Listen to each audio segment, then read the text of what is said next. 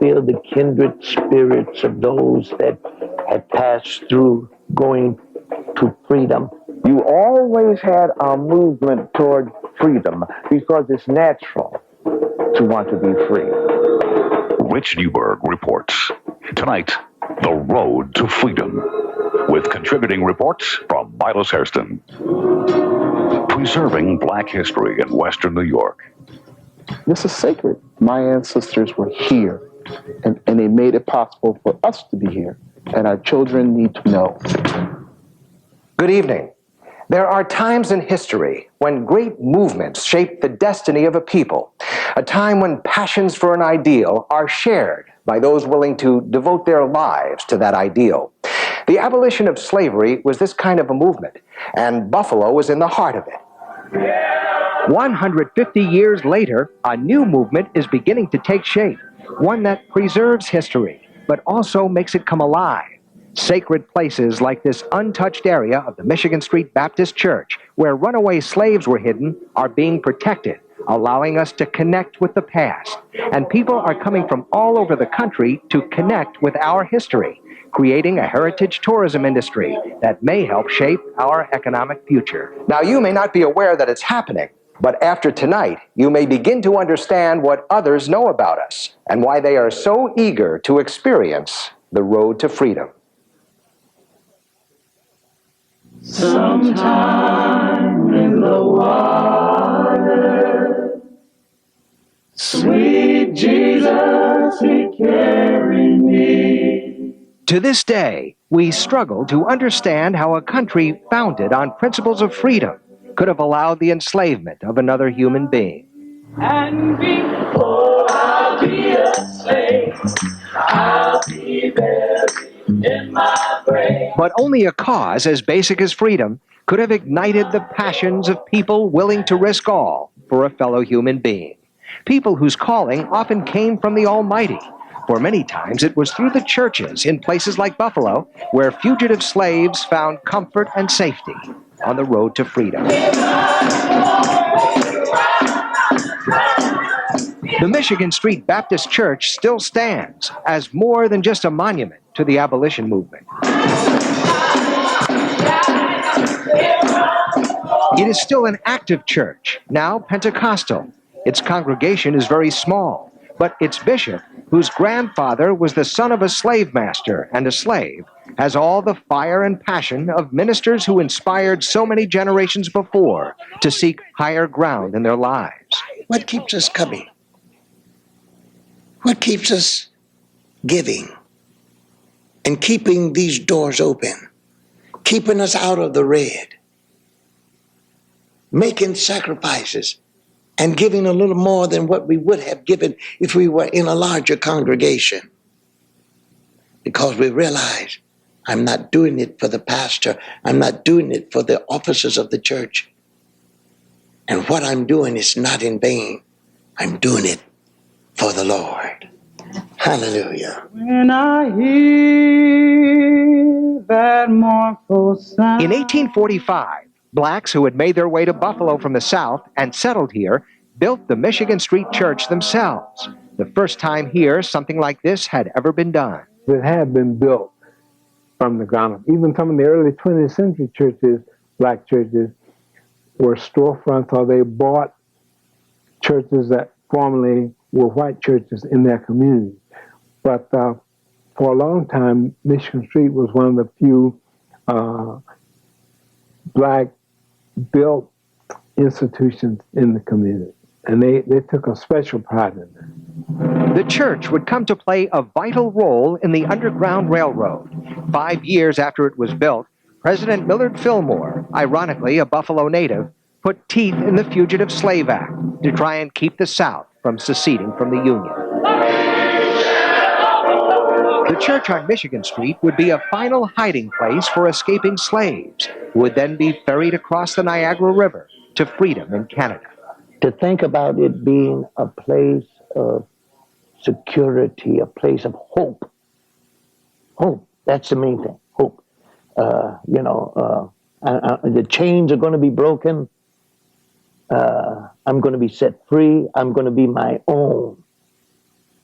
You see, and I believe this is the thing that identified this church. Some say the church owes its own survival to divine providence. It somehow escaped the wrecker's ball, as past members chose to move to new locations rather than tear the old church down. Few will deny there is a living spirit here, a feeling that is overwhelming to those who truly want to connect with history. These walls speak to you.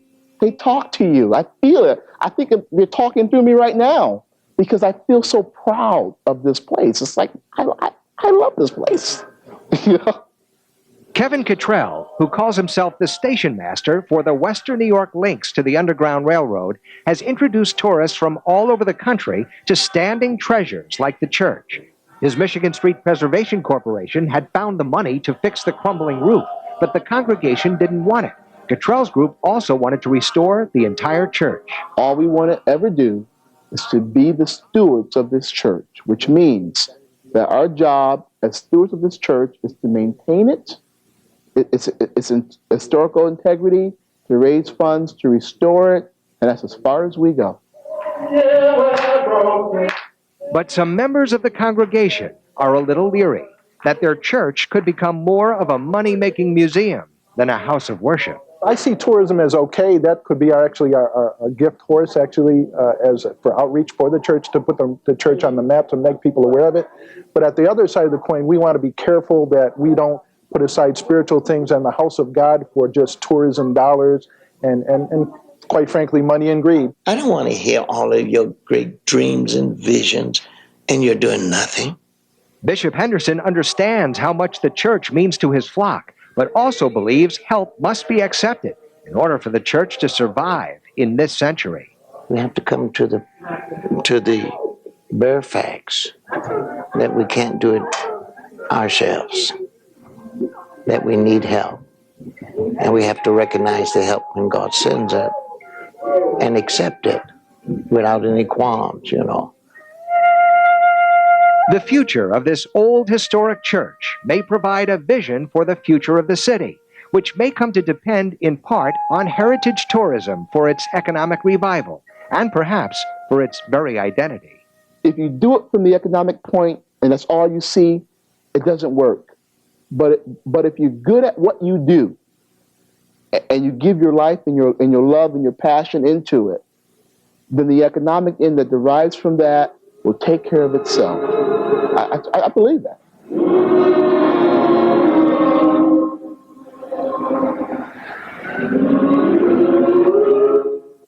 This is what my mother played on, this is what I played on. Jesse Nash is taking a walk back in time. He's walking through the home he was born in and recalling childhood memories. He's also helping others rediscover the legacy of his father, the late Reverend J. Edward Nash. My dad was one of the ones who urged the development of a local urban league. He was at the forefront of the effort to bring the NAACP and the Urban League into existence in Buffalo. Reverend Nash led the faithful at the Michigan Street Baptist Church for 6 decades. He was one of the local leaders paving the way for change during the birth of the civil rights movement in the early part of the 20th century. In this house on a street renamed in Reverend Nash's honor, pieces of history of the struggle for civil rights in Buffalo.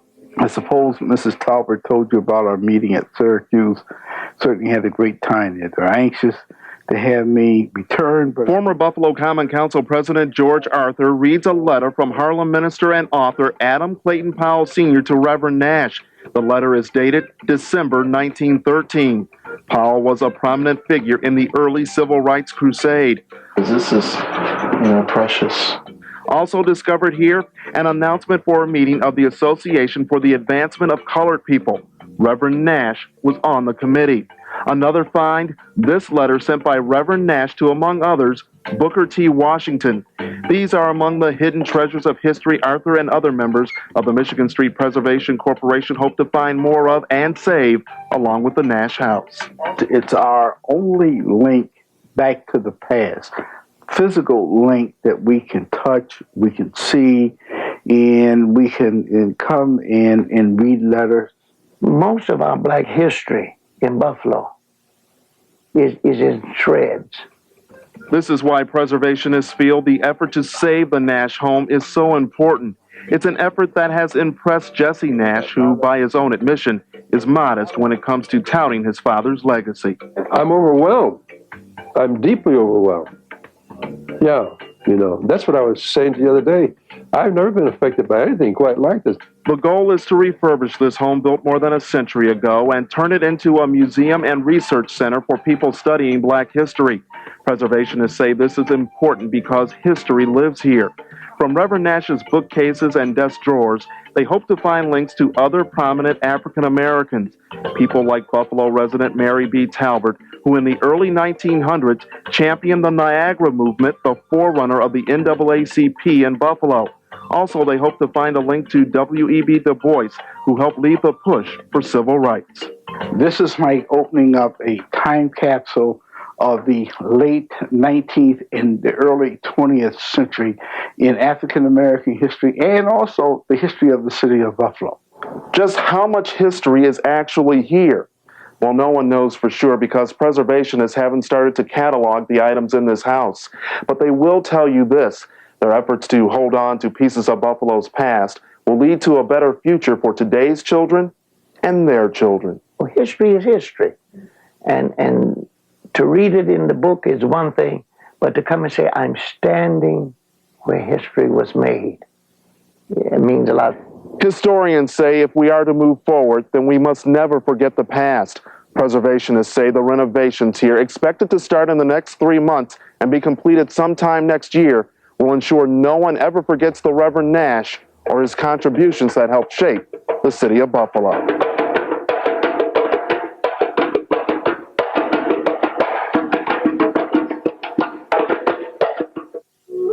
Buffalo's African Americans in the mid-1800s were a proud people.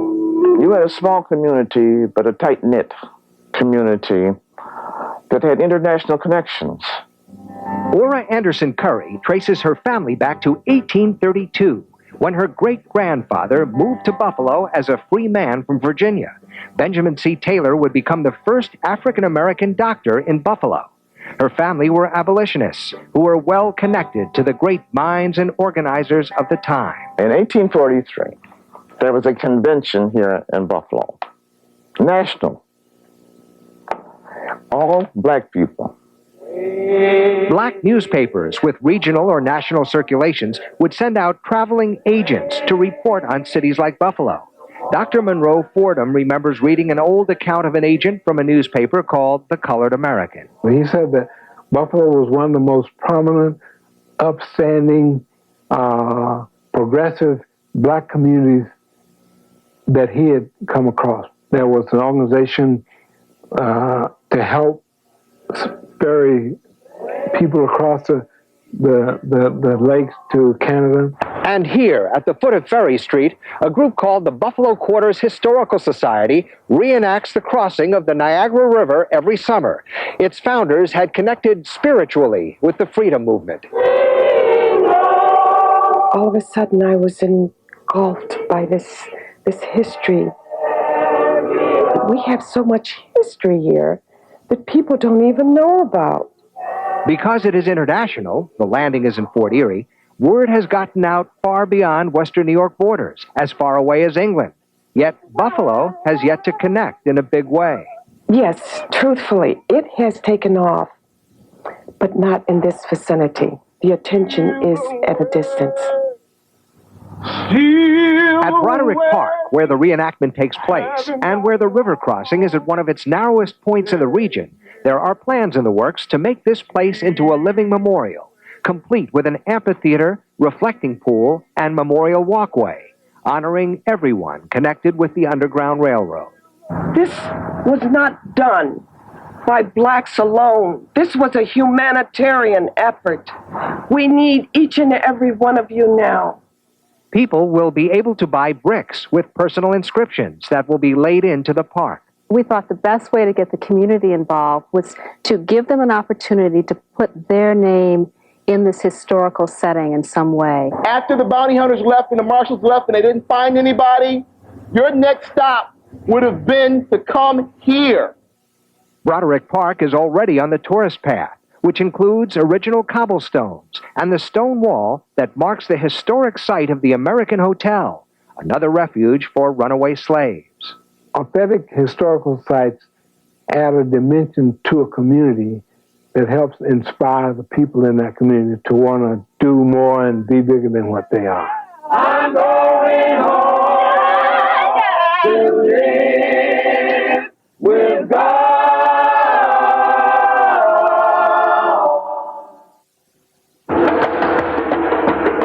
Sometimes a simple marker would guide Harriet Tubman and the runaway slaves on their road to freedom. They knew what would happen if they got caught. There was no turning back on this mission. A mission of people going underground through the Quakers, through churches, through houses, and it's important that they know that the history of Harriet Tubman. Harriet Tubman. She is referred to as the Moses of her people for leading 300 slaves to freedom. She was a conductor on the Underground Railroad, which ran through Buffalo en route to Canada. Today, Tubman's accomplishments are front and center. You know, it makes me really feel great because growing up, the only people who really knew about Harriet Tubman was her family. Arlene Olden is one of Buffalo's living links not only to black history, but the history of this nation. Olden is the great-grandniece of Harriet Tubman. I think our children need to be taught more about their own history, where their people came from. Harriet Tubman's legacy and link to Buffalo are very visible today. Behind me is Michigan Avenue, which has been designated Harriet Tubman Way. And now one of the city's oldest churches is also planning to honor the Underground Railroad's most famous conductor.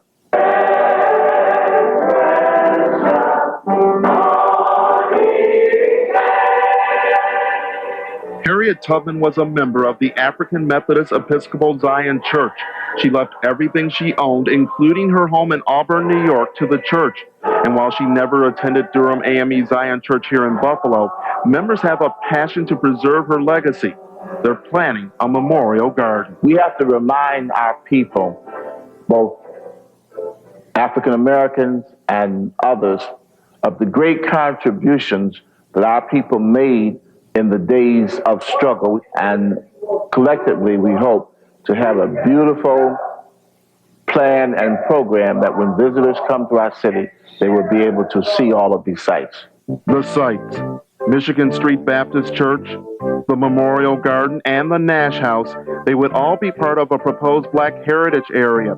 City leaders believe the heritage sites could attract thousands of tourists. Because the story of Harriet Tubman cannot be told without the Canadian connection. We all know that, right? The Freedom Trail moves seamlessly from Buffalo into Canada. Many African Americans ended up here in St. Catharines. St. Catharines, home of the British Methodist Episcopal Church. This was Harriet Tubman's church during her 8 years in St. Catharines, and it's another vital link for the Niagara frontier to Tubman and the Underground Railroad. Okay, I just want to show you this plaque over here. On this day, a tour group from New Jersey listens and learns about the history of their ancestors. For some here, history is more than a lesson, it's life. The impact of it and the history that's behind it because of my ancestors and, you know, all the hardships they went through, the horrors and hardships of slavery. This church is now my life. It consumes me. And what drives the people who are trying to preserve this history is the desire to pass this history along to future generations, not just during February, which is Black History Month, but every month of the year. I believe that everyone should be able to learn about their ancestry. Some black kids don't even know that there was an Underground Railroad. They probably don't even know anything about the slave trade. This is why so many people are trying so hard to preserve the history, links to the past that can help shape the future.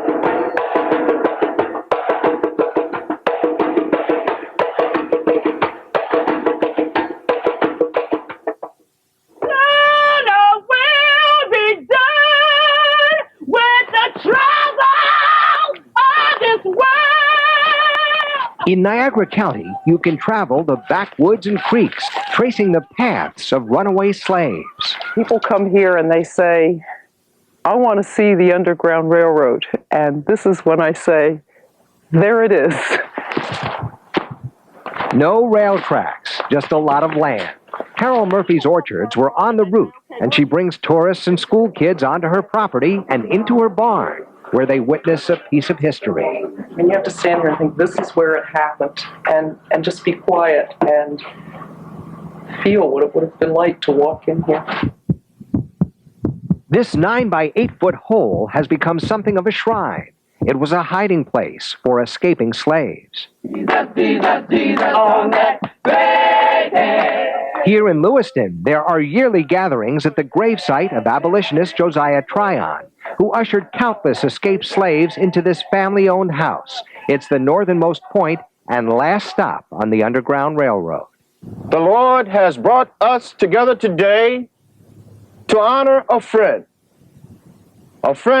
none of us ever met, but we knew as a brother. Our region is filled with authentic reminders of a time that put civilization to the test.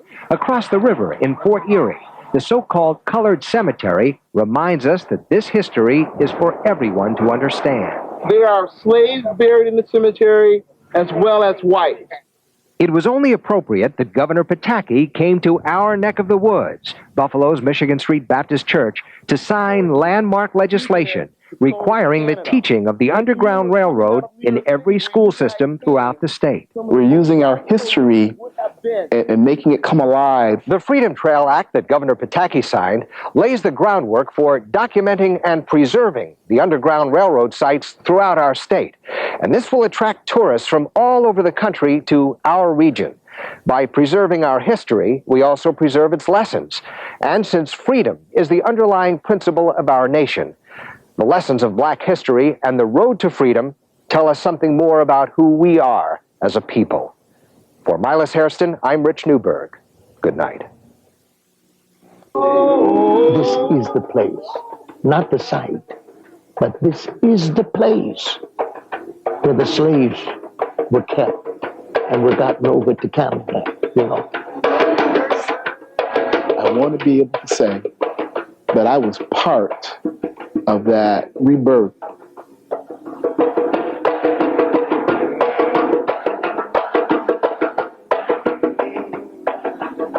They're divinely inspired.